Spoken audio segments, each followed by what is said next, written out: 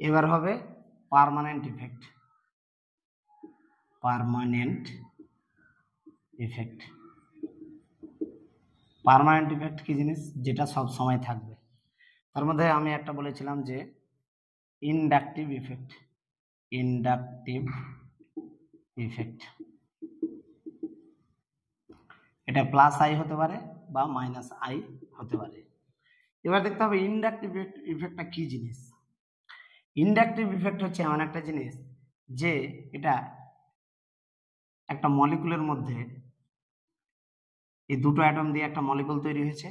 আমি বললাম কি ইলেকট্রনের ডিসপ্লেসমেন্ট হবে, সেটা টেম্পোরারি বা পার্মানেন্ট হতে পারে। তাহলে এ যদি ইলেকট্রন দেয় তাহলে এ ডেল্টা প্লাস পাবে, এ ডেল্টা মাইনাস পাবে। তাহলে আমরা বলতে পারি সেম ভাবে কার্বন চেনে হতে পারে এটা CH3 CH2 CH2, এইভাবে যদি আমরা একটা COOH এরকম যদি কোনো একটা চেন নিই তাহলে এখানে কিন্তু হতে পারে। এবার আমি ফার্স্ট দেখব যে এখানে কোনো গ্রুপ যুক্ত আছে কিনা, সেটা এদিকেও হতে পারে এদিকেও হতে পারে। এবার এই গ্রুপের আমি ইলেকট্রোনেগেটিভিটি চেক করব যে কি ইলেকট্রন ডোনেটিং স্পেসিস না ইলেকট্রন নিজের দিকে টেনে নেবে, ইলেকট্রোনেগেটিভিটি বেশি। তাহলে যদি আমি এই দিক থেকে দেখি তাহলে দেখা যাচ্ছে এ কিন্তু ইলেকট্রন দিবে, এরাও কিন্তু ইলেকট্রন দিবে, বাট এ কিন্তু ইলেকট্রন নিজের দিকে টানবে। তাহলে এ যদি কেন, কারণ COOH গ্রুপ ইলেকট্রন নিজের দিকে টানবে। তাহলে ইলেকট্রন যদি নিজের দিকে টানে তাহলে কি হবে, ইলেকট্রনের ডিসপ্লেসমেন্ট হবে। তাহলে এ পাবে ডেল্টা মাইনাস, এ পাবে ডেল্টা প্লাস। এও তাহলে যত দূরে যাবে তত কম পরিমাণে টানতে পারবে নিজের দিকে ইলেকট্রনকে, তার জন্য ডেল্টা ডবল প্লাস। আর এইখানে যদি আসে তাহলে বলতে পারি ডেল্টা ট্রিপল প্লাস, মানে 3টে প্লাস। এবার কি কি হয় এখানে ইন্ডাকটিভ ইফেক্টে? ইলেকট্রনের ডিসপ্লেসমেন্ট হয় নাম্বার 1 পয়েন্ট। ইলেকট্রনের সরণ হয় কিসে? কোনো পাই বন্ড নেই, শুধু সিগমা বন্ডে। তাহলে সিগমা বন্ডে ইলেকট্রনের ইলেকট্রন ডিসপ্লেসমেন্ট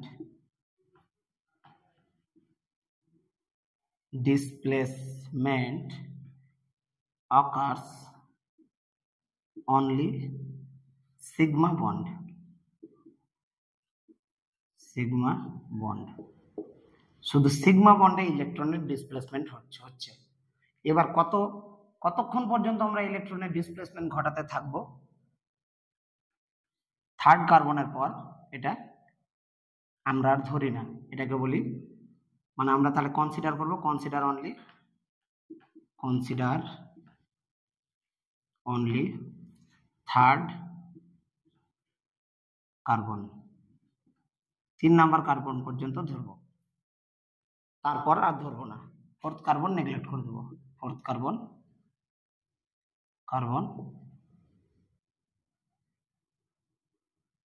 নেগলেক্টিং।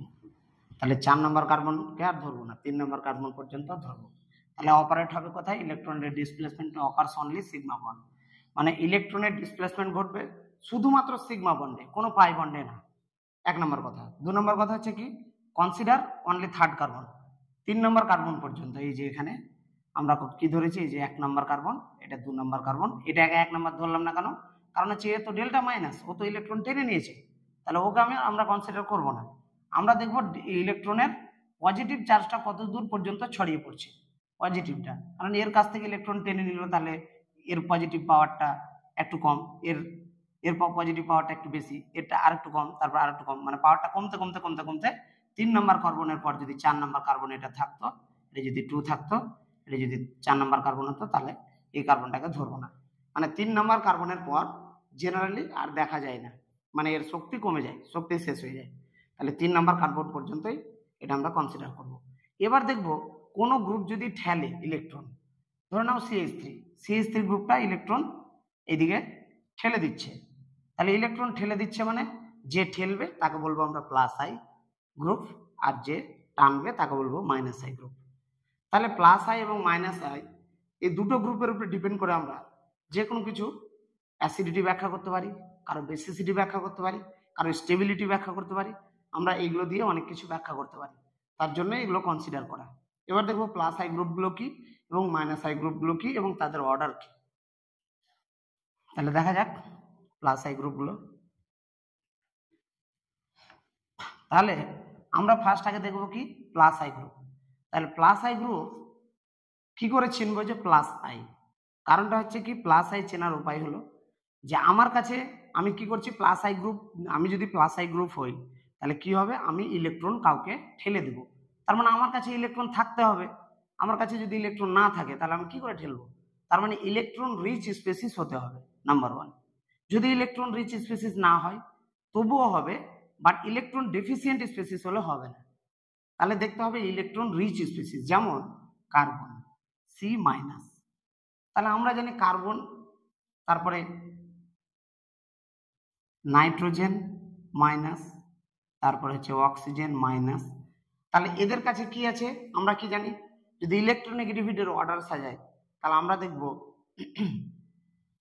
কার্বনের থেকে নাইট্রোজেন বেশি ইলেকট্রোনেগেটিভ, তার থেকেও বেশি অক্সিজেন বেশি ইলেকট্রোনেগেটিভ।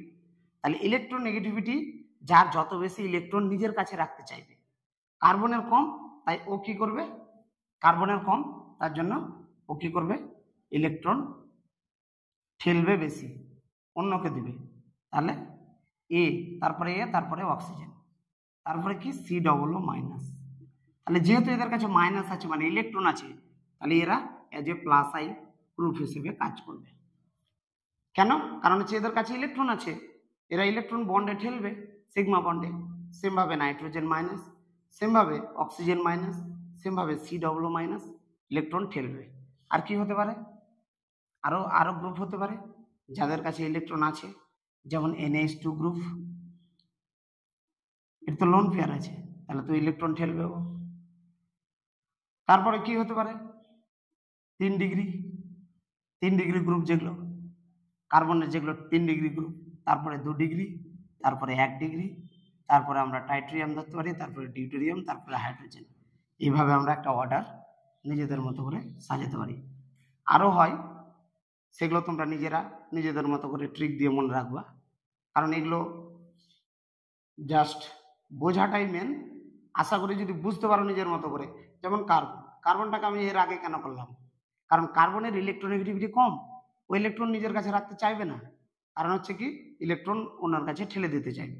তাহলে নাইট্রোজেন আর কার্বনের মধ্যে যদি কম্পেয়ার করি তাহলে কার্বনের কিন্তু আগে হবে, নাইট্রোজেন নিজের কাছে একটু না হলে রাখতে চাইবে ইলেকট্রন, অক্সিজেন সেম ভাবে চাইবে, এই গ্রুপটাও চাইবে, অ্যাসিড গ্রুপ NH2 গ্রুপও তুলনামূলক চাইবে, কারণ ওর তো লোন পেয়ার।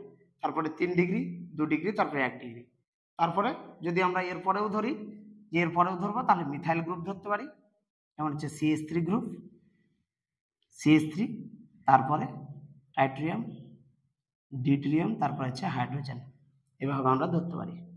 তাহলে এটা হচ্ছে কিসের অর্ডার? প্লাস আই গ্রুপের order, group plus I group এগুলো হয়ে গেল। তাহলে এরা কি করবে? ইলেকট্রন ঠেলবে। তাহলে ইলেকট্রন যদি ঠেলে তাহলে কি হবে?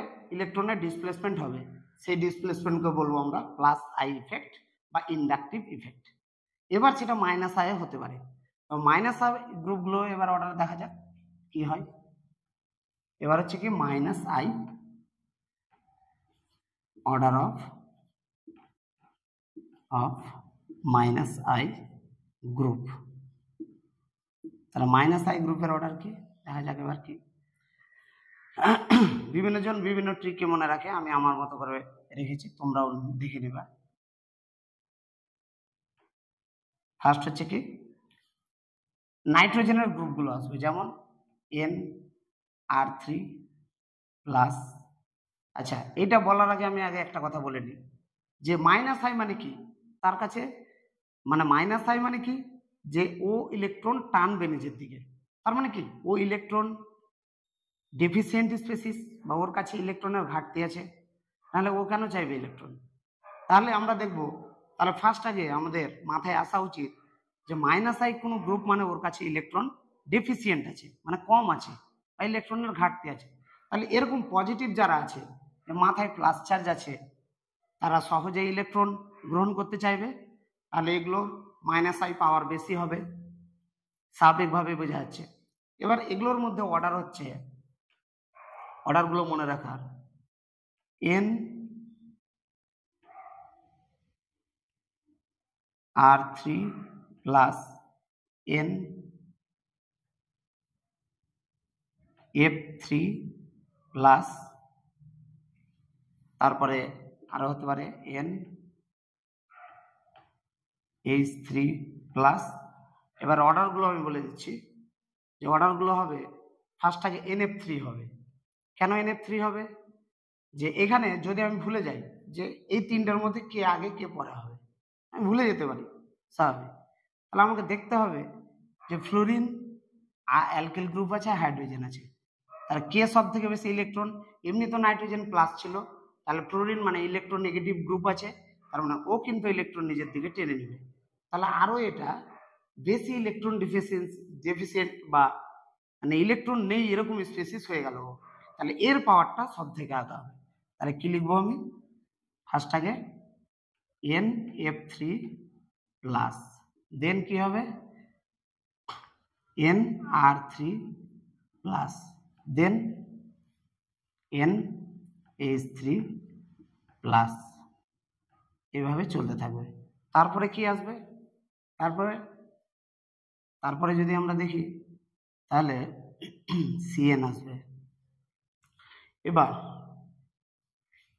CN আসার আগে আরেকটা জিনিস মাথায় রাখতে হবে যে আমাদের ইলেকট্রন টানে এরকম গ্রুপ বা ইলেকট্রন ডেফিসিয়েন্ট গ্রুপ যেগুলো, তার মধ্যে NO2 একটা, CN একটা।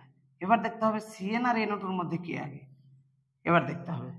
এবার আমি দেখব কি যে NO2 and CN, ওই জন্য এই দুটোর মধ্যে যদি কম্পেয়ার করি তাহলে NO2 গ্রুপটা আগে আসবে, NO2 দেন CN, তারপরে অ্যালডিহাইড বা কিটোন এগুলোর মধ্যে আসবে, তাহলে অ্যালডিহাইড,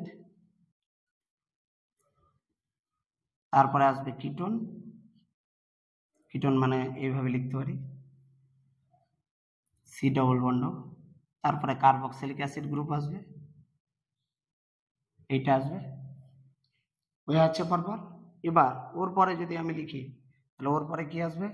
এরপরে আসবে হ্যালোজেন আসবে। হ্যালোজেনের মধ্যে আমরা জানি সব থেকে বেশি ইলেকট্রন টানে ফ্লোরিন, তারপরে ক্লোরিন, তারপরে আসবে ব্রোমিন, তারপরে আসবে আয়োডিন। তাহলে এই পার্টটাকে আমি এক্স হিসেবে লিখতে পারি, হ্যালোজেন, হ্যালোজেন লিখতে পারি এক্স, হ্যালোজেন। তারপরে কি আসবে? ও আর আসবে, তারপরে আসবে OH, তারপরে কি আসবে? অ্যালকাইন পার্ট আসবে, অ্যালকাইন গ্রুপ আসবে, তারপরে অ্যামিন গ্রুপ আসবে NH2, তারপরে কি আসবে? C ডবল বন্ড মানে অ্যালকিন গ্রুপ আসবে, তারপরে কি আসবে? ফিনাইল গ্রুপ আসবে, ফিনাইল গ্রুপ মানে যেটা বেনজিন গ্রুপ, বেনজিন থেকে হাইড্রোজেন সরিয়ে দিলে যে গ্রুপ হয় সেটা হচ্ছে ফিনাইল গ্রুপ। এটা কেউ বুঝতে না পারলে আমি এদিকে লিখছি পরপর, সেটা হচ্ছে ফিনাইল গ্রুপ, দেন হাইড্রোজেন। এবার নিজেদের মতো ট্রিক করে মনে রাখবো এটা। এবার আমি একটু জাস্ট শুধু এলোমেলো যাতে না হয় তার জন্য একটু জাস্ট বুঝিয়ে দেওয়া কি যে নাইট্রোজেনের সাথে প্লাস আছে আর F তিনখানা আছে, তাহলে F হচ্ছে ইলেকট্রন নেগেটিভ এলিমেন্ট, তাহলে ও চাইবে কি সব ইলেকট্রন নিজের দিকে নিয়ে নিতে, তাহলে N কিন্তু আরো ইলেকট্রন ডেফিসিয়েন্ট স্পেসিস হয়ে গেল, মানে ইলেকট্রনের ঘাটতি চলে এলো। তাহলে এ কি করবে? মাইনাস আই গ্রুপ হিসেবে অন্যের কাছ থেকে ইলেকট্রনটা টেনে নেবে সব থেকে বেশি।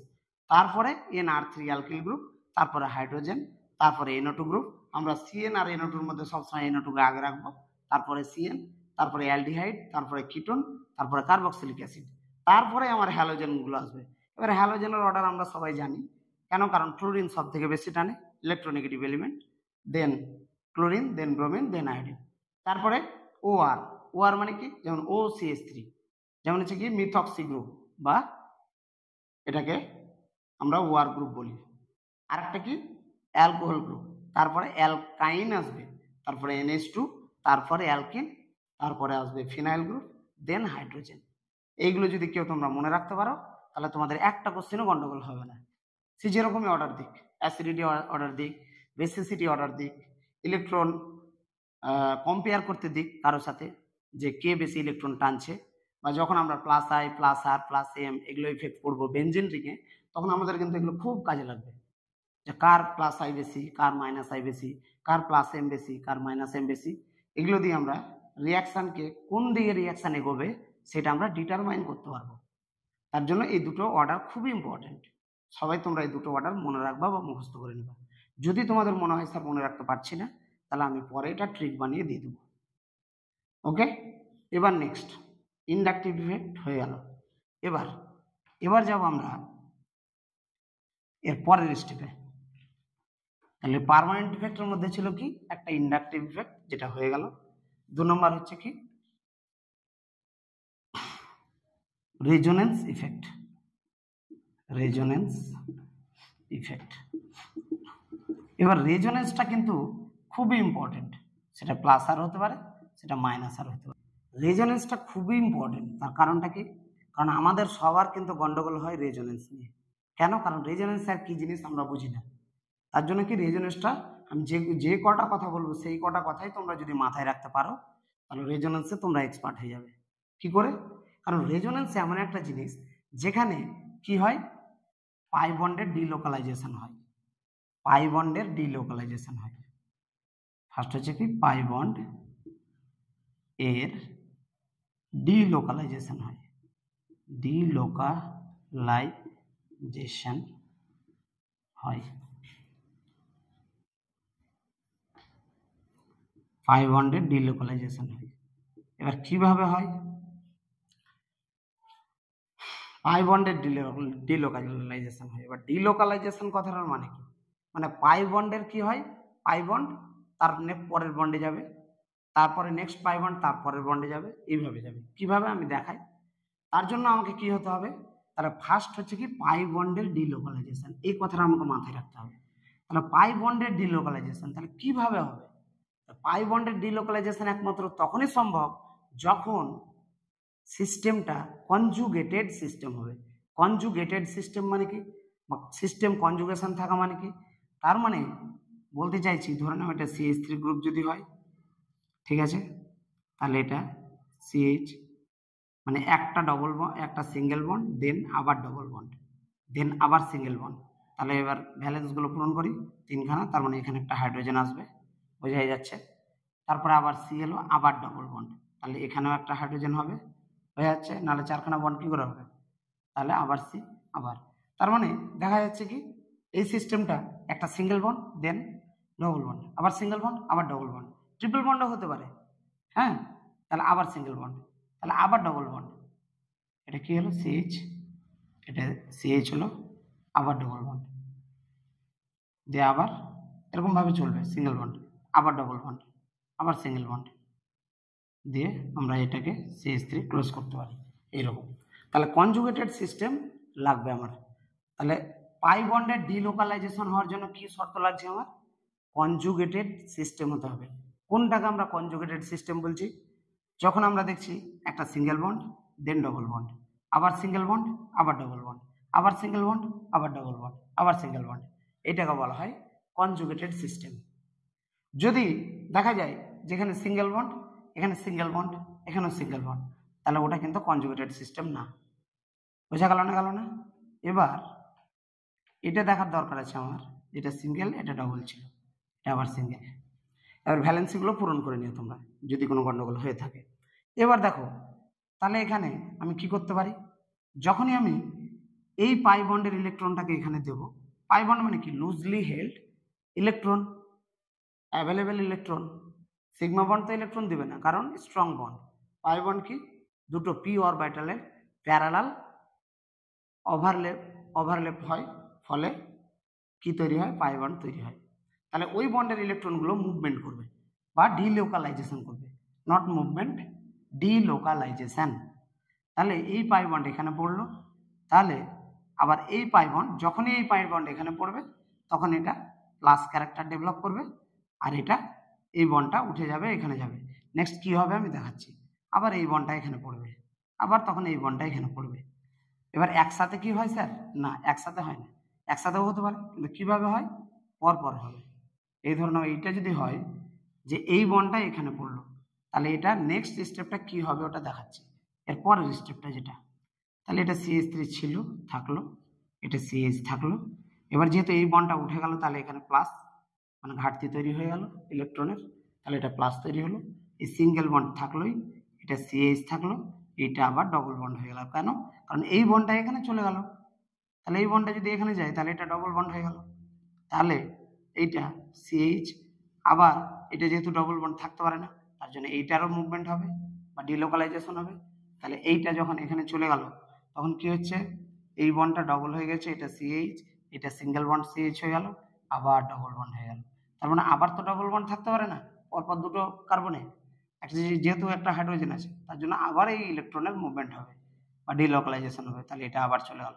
তাহলে এটা যদি যায় তাহলে CH3 প্লাস হয়ে যাবে, ওইদিকে মাইনাস হয়ে যাবে। কেমন?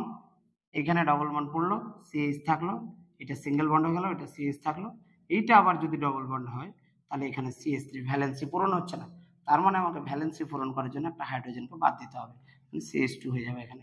বা যদি আমরা করি, ওইটাই রাখি, তাহলে এটা যখন এর মাথায় উঠবে তখন মাইনাস হয়ে যাবে। তার মানে এখানে কি হলো, তাহলে রেজোনেন্স হওয়ার জন্য দুটো শর্ত ফার্স্ট লাগবে। এক নম্বর কনজুগেটেড সিস্টেম, যেটাকে বললাম কনজুগেটেড সিস্টেম মানে কি, একটা সিঙ্গেল বন্ড দেন একটা ডবল বন্ড, ফের সিঙ্গেল বন্ড ফের ডবল বন্ড, ফের সিঙ্গেল বন্ড ফের ডবল বন্ড, ফের সিঙ্গেল বন্ড ফের ডবল বন্ড, এভাবে চলতে থাকবে। এটাকে বলা হয় কনজুগেটেড সিস্টেম। এই যদি কনজুগেটেড সিস্টেম না হয় তাহলে রেজোনেন্স হবে না, নাম্বার 1। নাম্বার 2, এবার রেজোনেন্স যখন হলো, যে আমার এটা রেজোনেন্স হয়েছে, তাহলে এই বন্ডটা যখন উঠলো তখন এটা ইলেকট্রনের ঘাটতি হলো, তার জন্য প্লাস হয়ে গেল। এবার কনজুগেটেড সিস্টেমে এইভাবে চলতে থাকবে। এবার যদি দেখা যায়, এবার কনজুগেশনগুলো দু রকমের হতে পারে, তাহলে কি, পাই বন্ডের ডিলোকালাইজেশন হওয়ার জন্য ফার্স্ট শর্ত কি লাগলো, যে কনজুগেটেড সিস্টেম হতে হবে। তাহলে কি হলো, নাম্বার 1 শর্ত হচ্ছে নাম্বার 1 কি, যে কনজুগেটেড সিস্টেম হতে হবে, কনজুগেটেড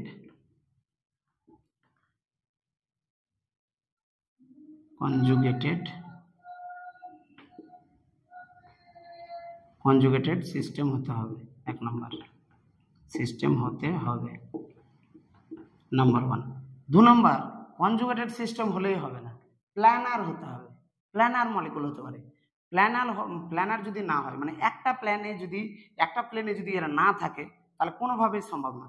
তার মানে কি, আমরা জানি প্ল্যানার হতে গেলে sp3 হলে হবে না, কারণ প্ল্যানার থাকবে না sp3 হয়ে গেলে। তার মানে কার্বনগুলোকে হয় sp হতে হবে, নাহলে sp2 হতে হবে। তাহলে 2 নম্বর শর্ত কি, প্ল্যানার হতে হবে। পুরো সিস্টেমটাকে কি হতে হবে, প্ল্যানার হতে হবে, মলিকুলটাকে বা সিস্টেমটাকে, সিস্টেম মাস্ট বি প্ল্যানার হতে হবে। তাহলে কি হতে হবে, হয় sp থাকবে বা sp2 কার্বন থাকতে পারে, sp3 হতে পারে না, নিচে হয়ে যাচ্ছে। ঠিক আছে, দুটো শর্ত হলো, এটা আমি মুছে দিলাম। তাহলে রেজোনেন্স হওয়ার জন্য যেগুলো শর্ত, সেগুলো আমি একটু খুব দ্রুত লিখছি। নাম্বার 1 হচ্ছে প্ল্যানার হতে হবে, প্ল্যানার স্পেসিস হতে হবে, স্পেসিস বা সিস্টেম হতে হবে, নাম্বার 1। নাম্বার 2 হচ্ছে কি, কনজুগেটেড সিস্টেম হতে হবে, কনজুগেটেড সিস্টেম হতে হবে, বোঝা গেল এই দুটো। আর কি হবে, অনলি পাই বন্ড এর ডিলোকালাইজেশন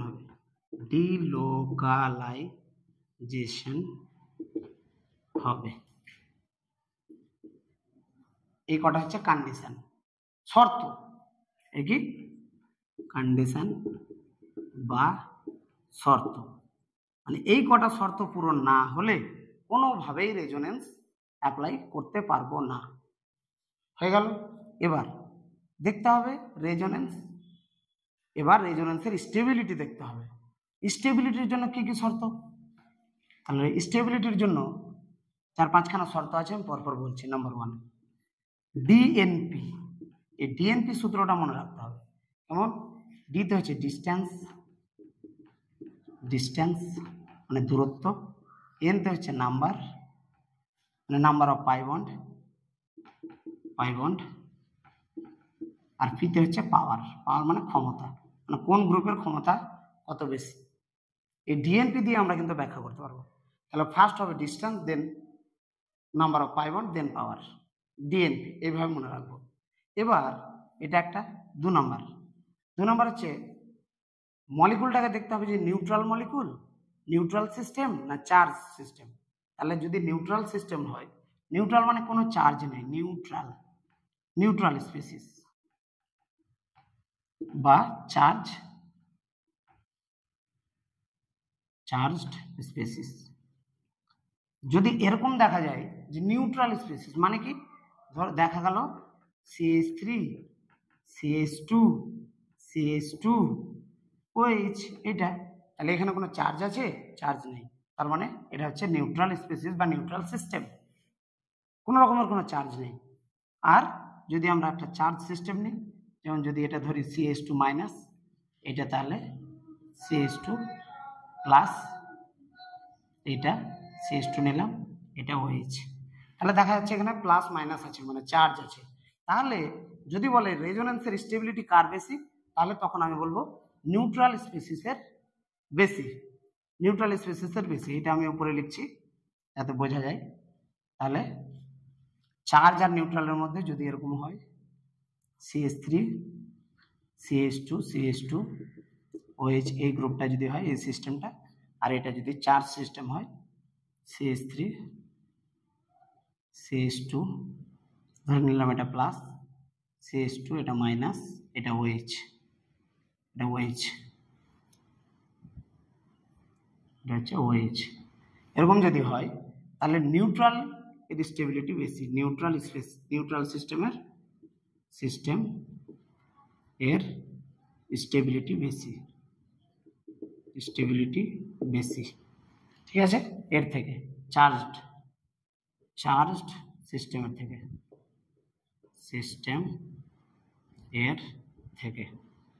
এটুকু বোঝা গেল। তাহলে স্টেবিলিটি ব্যাখ্যা করার জন্য নাম্বার, আগে ডিস্টেন্স দেখবো, তারপর নাম্বার অফ পাই বন্ড দেখবো, তারপর পাওয়ার দেখবো, এটা একটা শর্ত। যেমন 2 নম্বর শর্ত হচ্ছে এটা, কি শর্ত? নিউট্রাল স্পিসিসের স্টেবিলিটি বেশি, কার থেকে? চার্জ সিস্টেমের থেকে, হয়ে গেল। এবার 3 নাম্বার দেখবো। 3 নাম্বার শর্ত কি? 3 নাম্বার হচ্ছে আমরা number of pi bond count করব, নাম্বার অফ পাই বন্ড, যার যত বেশি হবে তার স্টেবিলিটিও বেশি হবে, স্টেবিলিটি বেশি হবে।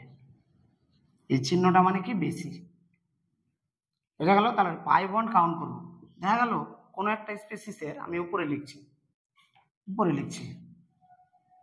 দেখা গেল এটা CH2 double bond, CH single bond, CH double bond, CH2 single bond,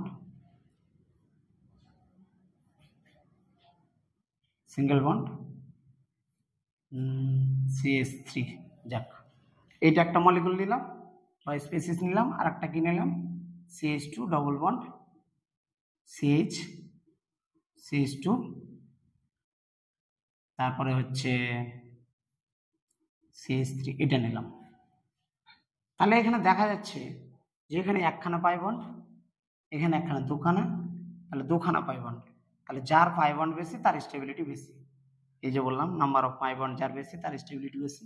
তাহলে এই 1 নাম্বার এটা যদি হয়, এটা যদি 2 নাম্বার হয়, তাহলে 1 নাম্বারের স্টেবিলিটি বেশি। পাই বন্ড কাউন্ট করে দেখব। এইভাবে আমরা রেজোন্যান্সের মাধ্যমে স্টেবিলিটিও ব্যাখ্যা করতে পারি। এবার আর কি দেখব? যদি দেখা যায় কোনো চার্জ সিস্টেম বা চার্জ মলিকুল, তাহলে দেখতে হবে সেম চার্জ যদি পাশাপাশি থাকে তাহলে স্টেবিলিটি কম হবে। দেখা গেল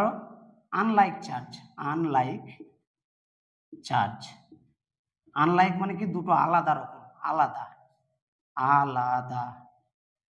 আনলাইক চার্জ যদি হয়, যেমন একটা পজিটিভ একটা নেগেটিভ, এই দুটো যদি ক্লোজ থাকে, ক্লোজ মানে পাশাপাশি থাকে, ক্লোজ মানে কি? পাশাপাশি, বাংলাটা লিখছি না, বলে দিচ্ছি জাস্ট, ক্লোজ পাশাপাশি যদি থাকে, যদি থাকে তাহলে তার স্টেবিলিটি বেশি। যেমন একটা উদাহরণ দিই তাহলে বোঝা যাবে, যে দেখা যাচ্ছে যে CH3 CH2 CH এটা প্লাস আর এটা নিলাম CH এটা মাইনাস, তারপরে একটা OH নিলাম, যাই হোক বোঝার জন্য লিখছি। তাহলে এই প্লাস আর মাইনাস কাছাকাছি আছে। এবার দেখা যায় যদি এরকম হয় আরেকটা মলিকিউল আরেকটা সিস্টেম যদি এরকম হয় CH3 CH এটা প্লাস ছিল, এখানে আবার CH2 আবার CH2 আবার CH দিয়ে এটা মাইনাস দিয়ে এটা হচ্ছে তোমার OH।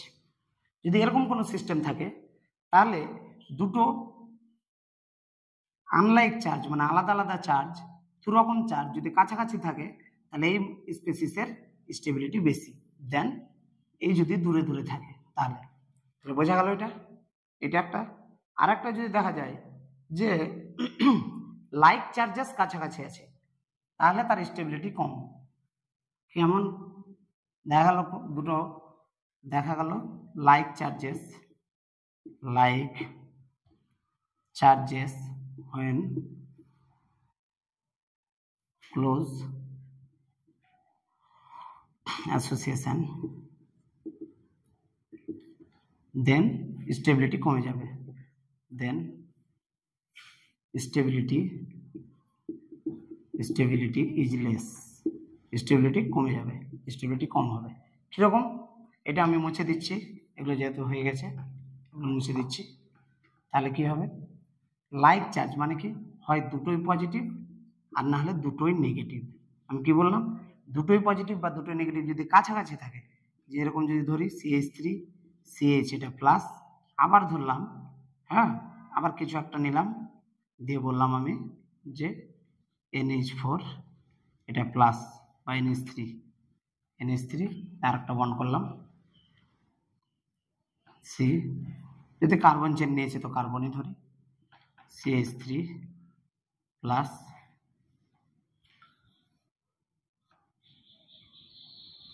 তারপরে হচ্ছে CH2 OH। দেখা গেল এই মলিকুলটা। তাহলে দুটো পাশাপাশি চার্জ স্পেসিস আছে, তাহলে সেম চার্জ, তাহলে রিপালশন হবে মানে স্টেবিলিটি কম হবে,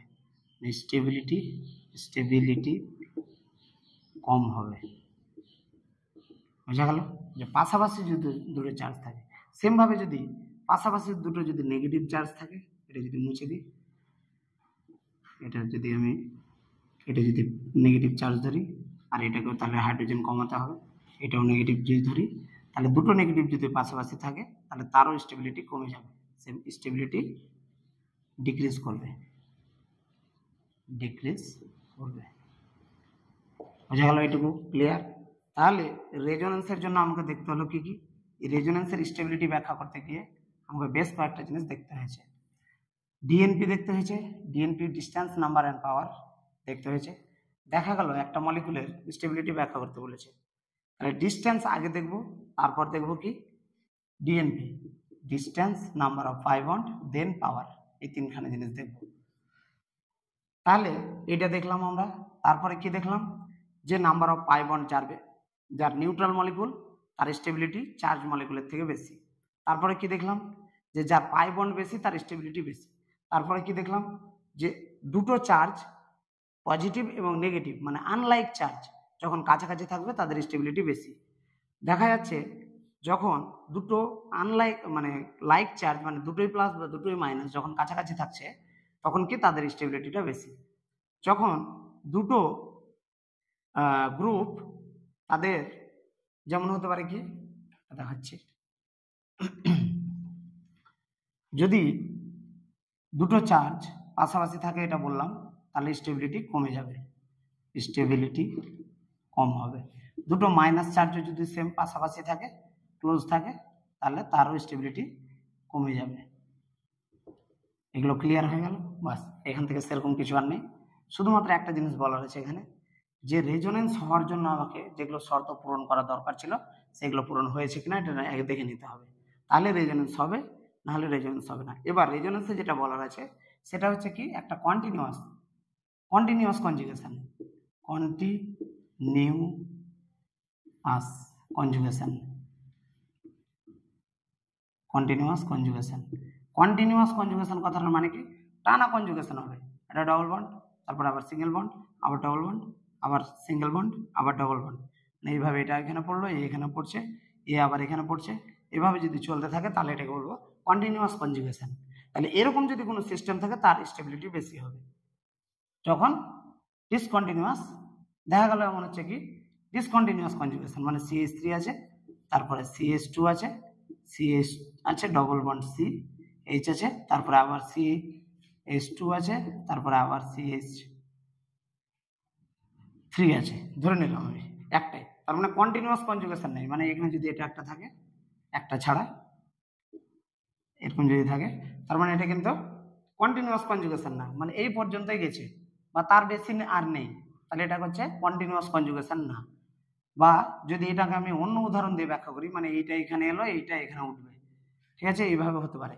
তাহলে এরকম যদি সিস্টেম থাকে, টানা কন্টিনিউয়াস কনজুগেশন যদি থাকে, তাহলে তার স্টেবিলিটি বেশি হবে, আর যদি কন্টিনিউয়াস না থাকে স্টেবিলিটি কমবে। যেমন একটা বেনজিন রিং দিয়ে যদি উদাহরণটা নিই আমি, দেখা গেল এমন হচ্ছে এখানে একটা ওয়েজ গ্রুপ রেখেছি, এখানে একটা বন্ড রেখেছি, এখানে একটা, এরকম আছে। তাহলে দেখা যাচ্ছে যদি আমি এখানে রেজোনেন্স করি, তাহলে এখানে উঠলো, ঠিক আছে, এখানে উঠবে, তাহলে এটা প্লাস হবে, এটা মাইনাস হবে। নেক্সট স্টেপে কি হবে, এখানে পড়বে তখন এটা উঠবে, আর তাহলে যখন এখানে পড়ে যাবে তখন মাইনাস চার্জটা কেটে যাবে, তাহলে এইটা কি হবে, মাইনাস হয়ে যাবে। আবার যখন এখানে পড়বে তাহলে অক্সিজেন কি করবে, মানে এটা তো অ্যাকচুয়ালি এইভাবে আছে OH, তাহলে যখন এখানে পড়বে তার মানে কি সিস্টেমটা কন্টিনিউয়াসলি এইভাবে কনজুগেশনে যাচ্ছে। তাহলে এইটা কিন্তু বেশি স্টেবল হবে কার থেকে, যদি এরকম থাকে, যদি এইরকম কোনো সিস্টেম থাকে যে এখানে একটাই আছে, এখানে C আছে, ডবল বন্ড O আছে, তাহলে যদি কন্টিনিউয়াস না থাকে, বা দেখা গেল এখানে একটা বন্ড আছে, তাহলে এই বন্ড কিন্তু এই বন্ডের সাথে কন্টিনিউয়াসে আসতে পারবে না, হয় এর সাথে কনজুগেশনে যাবে, মানে এটা এখানে পড়লো, এটা এখানে উঠবে, তাহলে এইটা হলো কন্টিনিউয়াস, বাট কিন্তু এর সাথে কন্টিনিউয়াসে যেতে পারলো না। তাহলে এইরকম যদি কোনো সিস্টেম থাকে, তাহলে কন্টিনিউয়াস কনজুগেশন সিস্টেম বেশি স্টেবল হবে ডিসকন্টিনিউয়াসের থেকে। তাহলে ক্লিয়ার হয়ে গেল এটা। এবার দেখতে হবে আমাকে যে রেজোনেন্স, অ্যাকচুয়ালি রেজোনেন্স কেন পড়ছি। রেজোনেন্স পড়ার কারণ হচ্ছে আমরা যে কোনো একটা মলিকুলকে বা একটা অণুকে আমরা কোনোভাবেই একটা স্ট্রাকচার দিয়ে ব্যাখ্যা করতে পারি না। কেন পারি না? কারণ একটা স্ট্রাকচার দিয়ে ব্যাখ্যা করতে না পারার কারণ হচ্ছে, যেমন বেনজিন রিং, যদি আমরা বেনজিন রিং নিই, তাহলে বেনজিনের আমি বলতে পারি যে 3খানা বন্ড এইভাবে থাকতে পারে। তাহলে যদি আমি একখানা স্ট্রাকচার দিয়ে ব্যাখ্যা করেই দিতাম, তাহলে এটা তো এরকমও হতে পারে যে এই বন্ডটা এইখানে না থেকে এই বন্ডটা এখানে থাকছে একটা, আর এই বন্ডটা এখানে থাকছে একটা, আর একটা এখানে থাকছে, তাহলে এটাও তো হতে পারে। তাহলে একটা স্ট্রাকচার দিয়ে আমরা বেনজিন রিংকে ব্যাখ্যা করতে পারছি না, তার জন্য একের বেশি স্ট্রাকচার। এবার এগুলো কি স্ট্রাকচারগুলো কি হাইপোথেটিক্যাল, মানে আমরা কল্পনা করে বার করেছি, এগুলোর কিন্তু রিয়েল এক্সিস্টেন্স নেই। অ্যাকচুয়ালি দেখা যাচ্ছে যে কোনো সময় এই ফর্মে থাকছে, কোনো সময় সেকেন্ডে আবার এই ফর্মে থাকছে, এইভাবে থাকতে পারে। তার জন্য আমরা এটাকে এই দুটোকেই আমরা হাইব্রিড হিসেবে প্রকাশ করতে পারি। আমরা বলি কি অ্যাকচুয়ালি কেমিস্ট্রি ভাষায়, যে হাইব্রিড হ্যাভ রিয়েল এক্সিস্টেন্স, মানে যে কোনো একটা মলিকিউল কোনো একটা নির্দিষ্ট হাইপোথেটিক্যালটাকে কি স্ট্রাকচার বলি আমরা, ক্যানোনিক্যাল স্ট্রাকচার বলি। ক্যানোনিক্যাল স্ট্রাকচার ফর্মে থাকতে পারে না, ও কিভাবে থাকে, হাইব্রিড হিসেবে থাকতে পারে। মানে এটা 1 নম্বর স্ট্রাকচার যদি বলি, এটা যদি 2 নম্বর, তাহলে এটাকে আমরা ক্যানোনিক্যাল স্ট্রাকচার বলবো। কি বলবো? ক্যানোনিক্যাল স্ট্রাকচার বা গঠন, ক্যানোনিক্যাল গঠন। 1 নম্বর ক্যানোনিক্যাল গঠন, 2 নম্বর ক্যানোনিক্যাল গঠন।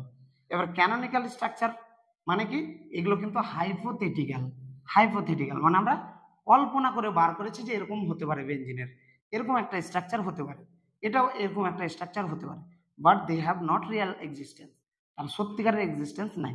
তাহলে কিসের এক্সিস্টেন্স আছে? হাইব্রিডের এক্সিস্টেন্স আছে। হাইব্রিডটা কি জিনিস? এবার হাইব্রিড কি করে আঁকবো আমি দেখবো। এবার দেখা যাক হাইব্রিডটা কি করে আঁকি। দেখো এখানে এই বন্ডটা প্রথমে এখানে ছিল, তারপর আবার দেখছি এইখানে আর নেই, এখানে চলে এসছে। তারপরে এই বন্ডটা আবার এইখানে ছিল, তারপর দেখছি এইখানে নেই, এখানে চলে এসছে। তার মানে কি বন্ডটা পুরো ডিলোকালাইজেশন হচ্ছে বন্ডের, পাই বন্ডের। এগুলো তো পাই বন্ড, পাই বন্ডের পুরো ডিলোকালাইজেশন হচ্ছে, মানে পাই বন্ডটা একটা নির্দিষ্ট জায়গায় ফিক্সড না। তাহলে আমরা বলতে পারি পাই বন্ডটা এইভাবে এই মলিকুলের চারদিকে ঘোরাফেরা করছে, পাই ইলেকট্রনটা বলতে পারি আমরা। তাহলে এইটাকে বলবো আমরা কি বলবো, রেজোনেন্স হাইব্রিড। এটার কিন্তু অ্যাকচুয়াল রিয়েল এক্সিস্টেন্স আছে, তাহলে এটাকে বলবো হাইব্রিড বা রেজোনেন্স হাইব্রিড, আর হাইব্রিড এটা লিখলাম। তাহলে বোঝা গেল যে আমরা রেজোনেন্স কেন আমরা মানে পড়তে এসেছি। কারণ একটা মলিকুলকে আমরা কোনোভাবেই একটা স্ট্রাকচার বা ওই সিঙ্গেল স্ট্রাকচারের নাম হচ্ছে ক্যানোনিক্যাল স্ট্রাকচার। 1 নম্বর স্ট্রাকচার ক্যানোনিক্যাল স্ট্রাকচার, 2 নম্বরও ক্যানোনিক্যাল স্ট্রাকচার, এই দুটো স্ট্রাকচার দিয়ে আমরা ব্যাখ্যা করতে পারছি না। তার জন্যই আমাদের হাইব্রিড কনসেপ্টে আসতে হলো। তার জন্য কি আমরা রেজোনেন্সটা মানে রেজোনেন্সের পড়ার উদ্দেশ্য এটাই যে আমরা একটা মলিকুলকে ব্যাখ্যা করার জন্য কোনো নির্দিষ্ট স্ট্রাকচার আঁকতে পারছি না। যেমন ওজন, যদি আমরা এটা মিটিয়ে দিই, যদি ওজন মলিকুল আঁকি, তাহলে ওজন মলিকুলে কি হয়, O3 হচ্ছে ওজন। তাহলে এই স্ট্রাকচারটা যদি আমি একবার এইভাবে আঁকি, তাহলে আরেকবার আমাকে এইভাবে আঁকতে হয়। এটা একটা ক্যানোনিক্যাল স্ট্রাকচার। এটাকে যদি 1 নম্বর ধরি, রেজোনেন্স গঠন যখন আমরা আঁকবো তখন অবশ্যই দুই দিকেই অ্যারো দিব, কারণ এরকম চিহ্ন বোঝানো মানে হচ্ছে রেজোনেন্স স্ট্রাকচার বোঝাচ্ছি। তাহলে এইটাকে এর রেজোনেন্স আরেকবার কিভাবে লিখতে পারি, এই বন্ডটা কেউ বললো না স্যার এখানে আছে, কেউ তো বলতে পারে যে স্যার এই বন্ডটা এখানে আছে, থাকতেই পারে। তাহলে আমরা বলতে পারি কি এই বন্ডটা সরে গিয়ে এইখানে চলে গেল, তাহলে এটাও হতে পারে। এবার সিঙ্গেল বন্ড থাকলে এর উপরে মাইনাস চার্জ আসবে, কারণ ডবল বন্ড হয়। আমরা জানি অক্সিজেনের দুটো হাত, তাহলে একটা হাত সরে গেলে কি হবে, মাইনাস আসবে। তাহলে সেম ভাবে এখানেও মাইনাস আসবে। তাহলে দেখা যাচ্ছে ওজন মলিকুলটা এই 1 নম্বর স্ট্রাকচার, এটা হচ্ছে 2 নম্বর স্ট্রাকচার, এই দুটো স্ট্রাকচার দিয়ে ওজনের ব্যাখ্যা করতে আমি পারছি না। তাহলে আমরা বলতে পারি না যে এই বন্ডটা এইখান থেকে এইখানে ডিলোকালাইজেশন করছে। তাহলে এই দুটো O3 আমরা বলতে পারি অ্যাকচুয়াল রেজোনেন্স যে হাইব্রিডটা হবে, সে হাইব্রিডের স্ট্রাকচার হবে ও সিঙ্গেল বন্ড ও, এটা একটা সিঙ্গেল বন্ড ও। এই বন্ডটা পাই বন্ডটা এখানে ছিল, ওই জন্য ডট ডট হিসেবে দিয়ে দিলাম। এই বন্ডটা যেহেতু এখানেও ছিল, তার জন্য এটাকে ডট ডট হিসেবে দেখিয়ে দিলাম। এবার দেখো মাইনাস চার্জ একটা অক্সিজেনে ছিল, তাহলে দুটো অক্সিজেনে, তাহলে মাইনাস চার্জেরও ডিলোকালাইজেশন হবে। তাহলে কি হবে, এটা -1 চার্জ ছিল, তাহলে এটা প্রত্যেকটা অক্সিজেন হাফ করে পেয়ে গেল, দুভাগে ভাগ হয়ে গেল। তার জন্য আমি এই হাফ করে চার্জ দিয়ে দিলাম। তাহলে এইটাকে বলা হবে রেজোনেন্স হাইব্রিড। বোঝা গেল? তাহলে রেজোনেন্স হাইব্রিড কি, রেজোনেন্স ক্যানোনিক্যাল স্ট্রাকচারগুলো দিয়ে যখন আমরা ব্যাখ্যা করতে পারবো না, যতগুলো নাম্বার অফ রেজোনেটিং স্ট্রাকচার হবে তার একটা হাইব্রিড আমরা আঁকবো। সেই হাইব্রিড কি করবে, অ্যাকচুয়াল স্ট্রাকচার ব্যাখ্যা করবে। বোঝা গেল? এবার গল্পটা হচ্ছে কি যে রেজোনেন্স এনার্জি জিনিসটা কি এটা জানতে হবে। এবার দেখতে হবে resonance energy and their stability. Resonance energy কি জিনিস, রেজোনেন্স শক্তি, রেজোনেন্স এনার্জি, এবার রেজোনেন্স এনার্জিকে আমরা কি দিয়ে লিখবো, আর ই দিয়ে যদি লিখি তাহলে আমরা লিখবো কি, রেজোনেন্স এনার্জি মানে হচ্ছে রেজোনেন্স এনার্জি পোটেনশিয়াল এনার্জি। কি লিখবো, পোটেনশিয়াল এনার্জি বা স্থিতি শক্তি, potential energy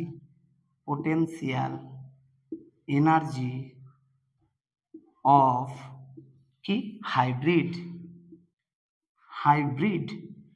potential energy of hybrid minus potential energy, এটাকে পি লিখলাম, potential energy of most stable canonical structure, এটাকে বলবো আমরা রেজোনেন্স এনার্জি। তাহলে দ্য এনার্জি ডিফারেন্স বিটুইন, দুটো এনার্জির পার্থক্য। তাহলে আমরা কি দেখলাম, O3 মলিকুল যদি আমরা এখানে আঁকি, O3 এর ক্ষেত্রে কি এঁকেছিলাম, দুটো ডবল বন্ড একটা সিঙ্গেল বন্ড। এটা মাইনাস করেছিলাম, আর একটা স্ট্রাকচার কি করেছিলাম ও, এটা মাইনাস করেছিলাম, এটা ডবল বন্ড করে ও করেছিলাম। তাহলে আর একটা কি করেছিলাম, এর হাইব্রিড এঁকেছিলাম। হাইব্রিডটা কি এঁকেছিলাম, এটা এটা dot dot dot dot dot dot O, এটা dot dot dot dot O, minus half, এটা মাইনাস হাফ। তাহলে এখানে আমরা কি বললাম, রেজোনেন্স এনার্জি মানে কি, পোটেনশিয়াল এনার্জি অফ হাইব্রিড। তাহলে এই হাইব্রিডের যা শক্তি সেটা লিখবো minus potential energy of most stable canonical structure. এটাকে কি বলবো 1 নাম্বার, এটা 2 নাম্বার। তাহলে এই স্ট্রাকচারগুলোকে বলবো ক্যানোনিক্যাল স্ট্রাকচার। এবার আমরা দেখবো যে কত রকম ক্যানোনিক্যাল স্ট্রাকচার হতে পারে, 2 রকমের, 3 রকমের, 4 রকমের, 5 রকমেরও হতে পারে। এবার দেখবো সব থেকে যেটা স্টেবল, আমি স্টেবিলিটি ব্যাখ্যা করলাম একটু আগে যে কিভাবে আমরা বুঝবো যে স্টেবল। এখান থেকে বোঝা যাচ্ছে না স্টেবল, কারণ এই দুটো ইকুইভ্যালেন্ট স্ট্রাকচার। তাই যদি ইকুইভ্যালেন্ট না হতো তাহলে আমরা বেছে নিতে পারতাম যে কোনটা সব থেকে মোস্ট স্টেবল ক্যানোনিক্যাল ফর্ম। তাহলে মোস্ট স্টেবল যেটা ক্যানোনিক্যাল ফর্ম সেইটাকে রেজোনেন্সের আমি হাইব্রিডের যা এনার্জি সেই এনার্জি থেকে বাদ দেব, যে এনার্জিটা পাবো সেটাই হচ্ছে রেজোনেন্স এনার্জি।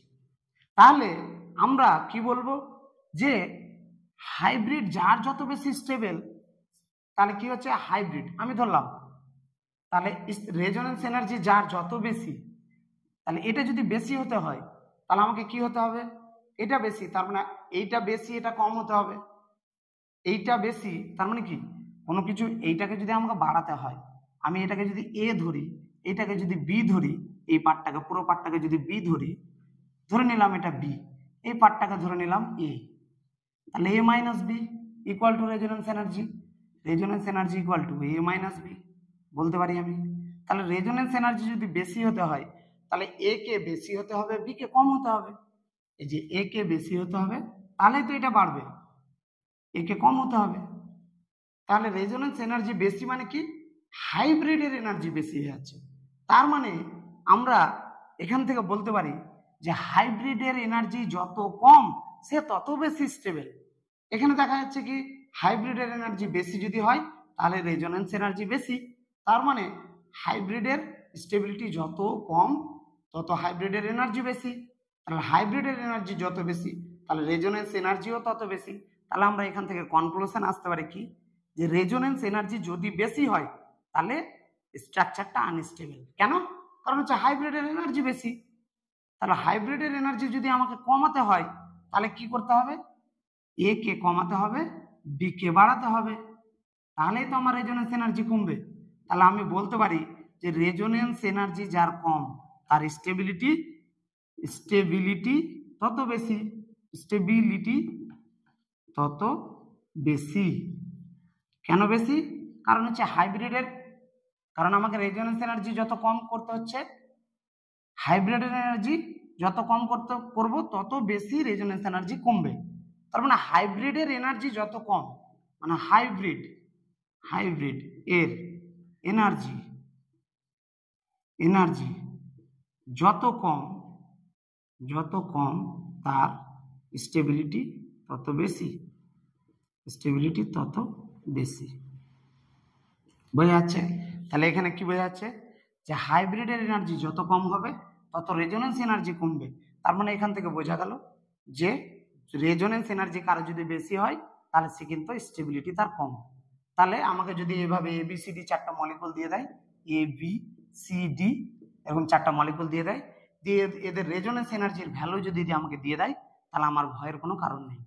আমি দেখবো যার রেজোনেন্স এনার্জি যত বেশি তার স্টেবিলিটি তত কম, মানে রিভার্স। বোঝা গেল? তাহলে কি বলবো, stability proportional to 1 by resonance energy লিখতেই পারি আমি। তাহলে stability proportional to 1 by resonance energy, এটা যাতে সবার মাথায় থাকে। হয়ে গেল? আর রেজোনেন্স কমপ্লিট। রেজোনেন্সে আর সেরকম কিছু নেই, যেটুকু বলেছি এটুকুর মধ্যে থেকে সমস্ত কোশ্চেন থাকবে তোমাদের।